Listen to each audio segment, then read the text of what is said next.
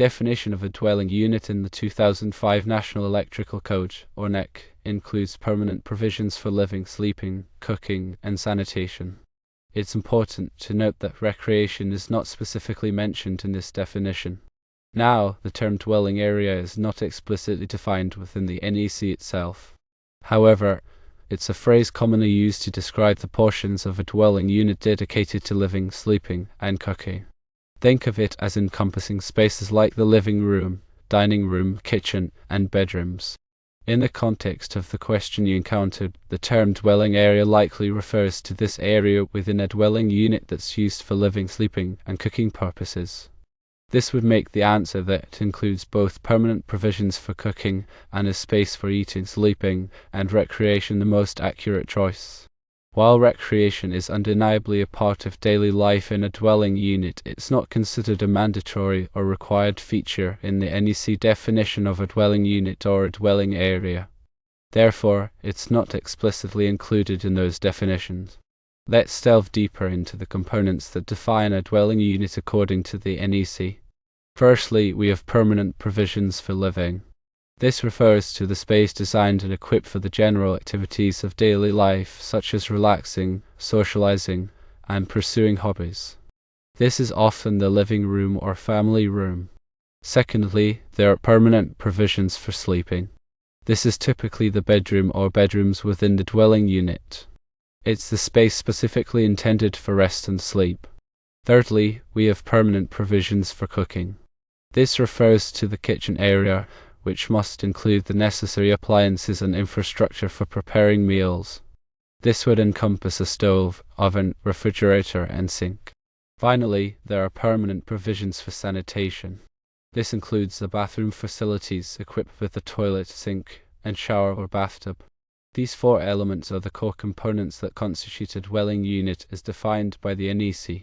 They ensure that the unit provides complete and independent living facilities for one or more persons.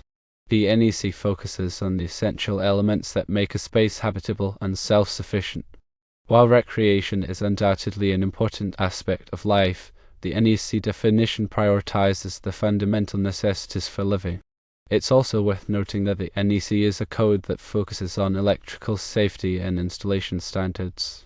Its definitions are tailored to ensure the safe and proper electrical systems within a building. Now, let's think about some examples of what might be included within the definition of permanent provisions for living. This could encompass adequate space for furniture arrangement, proper lighting, and sufficient electrical outlets for appliances and electronics. The definition of permanent provisions for sleeping may include requirements for adequate ventilation, sufficient space for a bed and other bedroom furniture, and appropriate lighting and electrical outlets. Permanent provisions for cooking might specify the need for proper ventilation, adequate countertop space, sufficient electrical outlets for appliances, and a working sink with hot and cold water. The definition of permanent provisions for sanitation could include requirements for a properly functioning toilet, a sink with hot and cold water, a shower or bathtub with adequate water pressure, and proper ventilation. Now let's look at the difference between a dwelling unit and other types of occupancies. The NEC distinguishes dwelling units from other types of occupancies such as commercial buildings, industrial facilities, and public spaces. Dwelling units are specifically designed for residential living, while other occupancies serve different purposes. The NEC has different requirements for different types of occupancies based on their specific needs and risks. For example, commercial buildings may have different requirements for fire alarm systems, emergency lighting, and electrical distribution systems than dwelling units. Industrial facilities may have specialized requirements for hazardous locations, machinery wiring, and power distribution. Public spaces may have specific requirements for accessibility, egress, and crowd control. It is important to understand the different types of occupancies and their corresponding requirements in the NEC to ensure the safety and proper installation of electrical systems. Now consider the broader context of the NEC and its purpose. The NEC is a comprehensive set of standards that governs the safe installation of electrical wiring and equipment. It's updated every 3 years to reflect advancements in technology and best practices. The NEC is adopted by many jurisdictions throughout the United States and serves as a benchmark for electrical safety worldwide. It's essential for electricians, contractors, and inspectors to be familiar with the NEC to ensure that electrical installations are safe and compliant. The NEC covers a wide range of topics, including wiring methods, overcurrent protection, grounding, equipment installation, and special occupancies. It also includes requirements for specific types of equipment such as lighting fixtures, appliances, and motors. The NEC is a complex document, but it's organized in a logical manner to make it easier to navigate. It's divided into chapters, articles, and sections, each addressing a specific topic. The NEC also includes tables, figures, and examples to help clarify the requirements. The NEC is not a design manual, but it provides the minimum requirements for safe electrical installations. It's up to the designer and installer to ensure that the electrical system meets the specific needs of the building or facility. It's important to consult with a qualified electrical engineer or inspector to ensure that the electrical system is designed and installed in accordance with the NEC and all applicable local codes and regulations. The NEC is a living document that is constantly evolving to keep pace with changes in technology and industry practices. It's important to stay up to date on the latest edition of the NEC and any amendments or interpretations that may be issued by the local authorities. Now let's talk about some common misconceptions about the NEC. Firstly, one common misconception is that the NEC is a law. The NEC is not a law itself, but it is often adopted by local jurisdictions as part of their building codes. When a jurisdiction adopts the NEC, it becomes legally binding and enforceable. Secondly, another common misconception is that the NEC covers everything related to electrical installations. The NEC primarily focuses on safety and installation standards. It does not cover design aspects or performance requirements. Thirdly, some believe the NEC is only for electricians. While electricians are the primary users of the NEC, it's also important for other professionals involved in the construction industry, such as architects, engineers, and contractors, to have a basic understanding of the NEC. Finally, another common misconception is that following the NEC guarantees a perfect electrical system. The NEC provides the minimum requirements for safe electrical installations. It's still possible to have problems with an electrical system even if it complies with the NEC. Now consider some of the key articles within the NEC that are relevant to dwelling units. Article 210 covers branch circuits, which are the circuits that supply power to outlets, lighting, and appliances within a dwelling unit.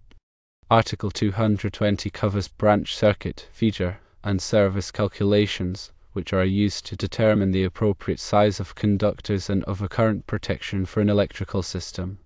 Article 230 covers services, which are the conductors and equipment that bring power from the utility company to the building.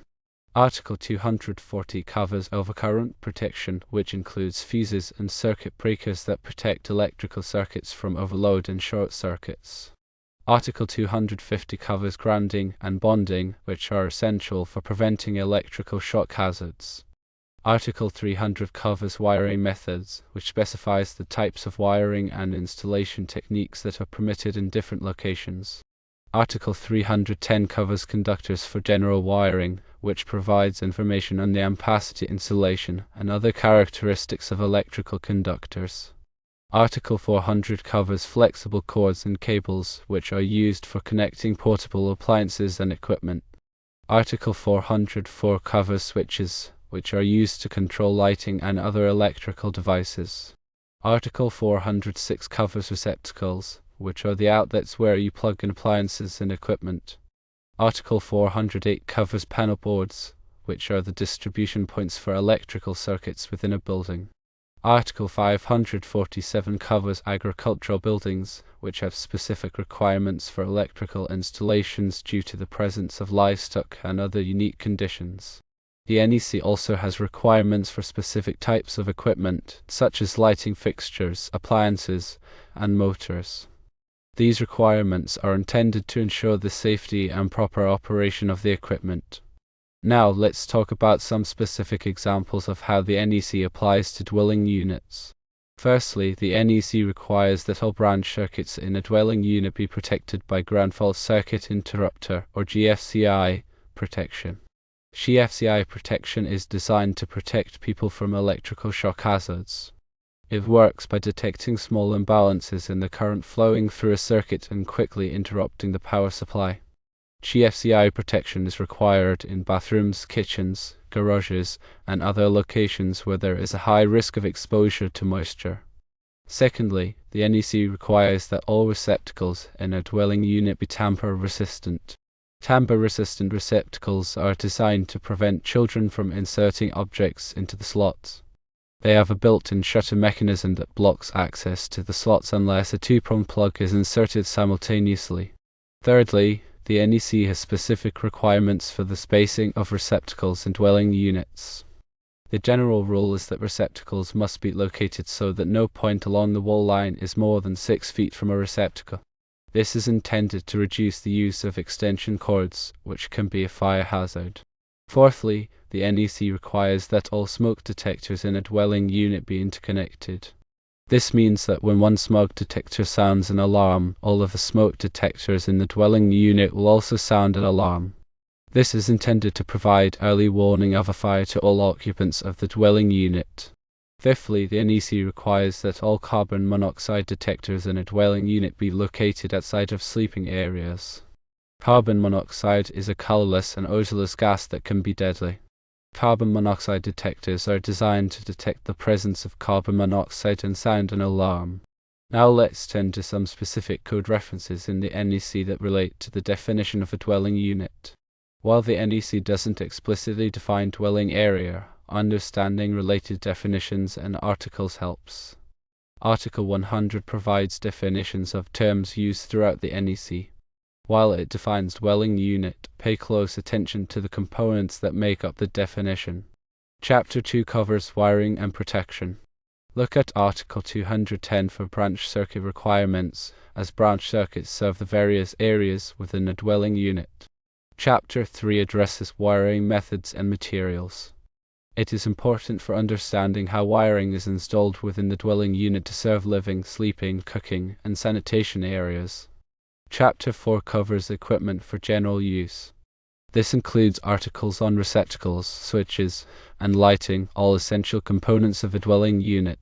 When you encounter questions about dwelling units or dwelling areas, focus on the core elements that make a space habitable and safe according to the NEC. Remember, the NEC prioritizes safety and provides minimum standards for electrical installations. Now let's explore some additional nuances related to the definition of a dwelling unit. The NEC recognizes different types of dwelling units, such as single-family homes, multi-family apartments, and mobile homes. Each type of dwelling unit has specific requirements based on its unique characteristics. For example, multi-family apartments may have additional requirements for fire alarm systems and emergency lighting. Mobile homes have specific requirements for grounding and bonding due to their metallic construction. The NEC also addresses accessory buildings that are associated with dwelling units, such as garages, sheds, and workshops. These accessory buildings may have different requirements for electrical installations than the dwelling unit itself. For example, a detached garage may require a separate service disconnect and grounding electrode system. The NEC also provides guidance on the installation of renewable energy systems such as solar panels and wind turbines on dwelling units. These systems must be installed in accordance with the NEC and all applicable local codes and regulations. It is important to consult with a qualified electrical contractor or engineer to ensure that renewable energy systems are installed safely and properly. Now let's consider some scenarios where the definition of a dwelling unit is particularly relevant. Firstly, during building inspections, electrical inspectors will verify that the electrical system in a dwelling unit complies with the NEC and all applicable local codes and regulations. This includes verifying that all wiring is properly installed, that all circuits are properly protected, and that all equipment is properly grounded. Secondly, during renovations and additions, it is important to ensure that any new electrical work complies with the NEC. This may require upgrading the existing electrical system to meet current standards. Thirdly, when selling or renting a property, it is important to disclose any known electrical problems to potential buyers or tenants. This can help to avoid legal disputes and ensure the safety of the occupants. Fourthly, during insurance claims, insurance companies may investigate the electrical system in a dwelling unit to determine the cause of a fire or other electrical damage. It is important to maintain records of all electrical work that has been performed on the dwelling unit. Understanding the NEC definition of a dwelling unit is crucial for ensuring the safety and functionality of residential electrical systems. By adhering to the NEC standards, you can help protect yourself, your family, and your property from electrical hazards. Remember to always consult with a qualified electrical professional for any electrical work or questions. The National Electrical Code is a comprehensive document that provides a foundation for electrical safety.